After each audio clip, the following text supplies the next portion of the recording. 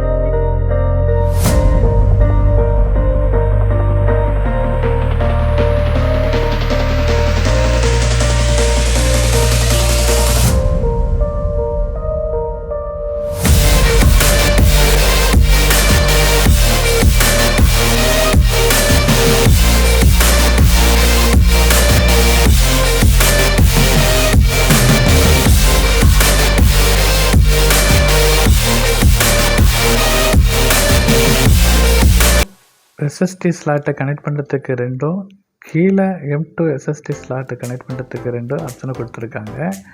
அதில் M2 SSDயில் 22110 PCI 4.0 M2 2280 PCI 4.0 அதுவும் மேலே கொடுத்துருக்காங்க.